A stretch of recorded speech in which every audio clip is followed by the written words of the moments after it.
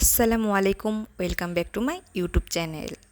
আজকে আমি আপনাদের তৈরি করে দেখাবো খুবই মজাদার চিকেন রোল, যা খুবই সহজেই তৈরি করা যায়। চিকেন রোলের জন্য আমি মুরগির বুকের মাংসকে পাতলা করে কেটে নিয়েছি। আপনারা চাইলে মাংসগুলোকে ছোট ছোট পিস করেও কেটে নিতে পারেন। এখন আমি মাংসতে পরিমাণ মতন লবণ, আদা রসুন বাটা, হলুদ মরিচের গুঁড়া, গরম মশলার গুঁড়া, গোলমরিচের গুঁড়া এবং সামান্য পরিমাণে সয়া সস দিয়ে দিব।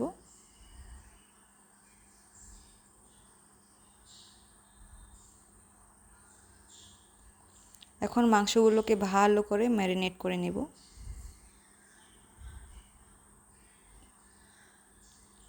ম্যারিনেট করা হলে 10 থেকে 15 মিনিট আমি রেখে দিব, যাতে মাংসগুলোর ভিতরে মশলাগুলো ভালো করে যায়।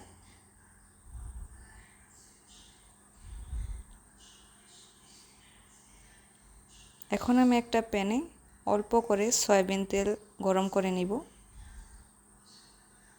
আমি তেলটা খুবই অল্প ব্যবহার করেছি, এতে মাংসটা একটু জুসি জুসি থাকবে। এখন আমি মাংসের পিসগুলো দিয়ে দিব।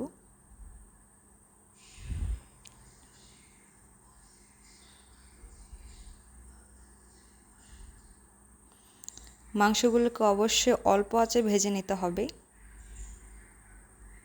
মাংসের পিসগুলো যখন হালকা ভাজা হবে তখন আমি উল্টিয়ে দিব।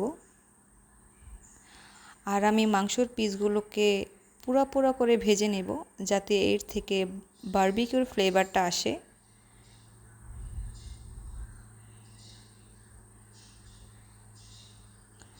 মাংসগুলো ভাজা হলে আমি এগুলোকে তুলে নেব। ছোট ছোট পিস করে আমি মাংসগুলোকে কেটে নেব। আপনারা চাইলে হাত দিয়েও ছাড়িয়ে নিতে পারেন।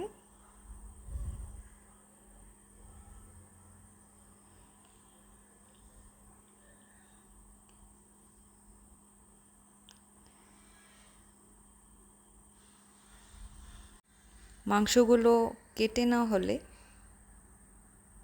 সাথে আমি কুচি কুচি করে শসা কেটে নেব।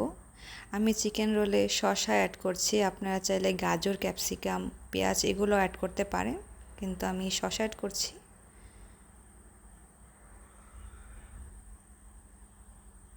চিকেন রোলের ফিলিংটাকে একটু ক্রিমি করার জন্য এর সাথে আমি অ্যাড করছি মেয়োনিজ। আপনারা চাইলে টমেটো কেচাপ অ্যাড করতে পারেন। ভালো করে মিশিয়ে নিচ্ছি, যাতে কোনো জায়গায় বাদ না পড়ে।